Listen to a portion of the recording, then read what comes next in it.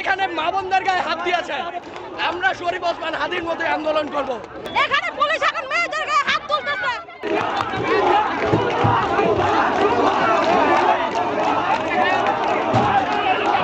আমাদের মা বোনদের গায়ে হাত দেওয়া হয়েছে।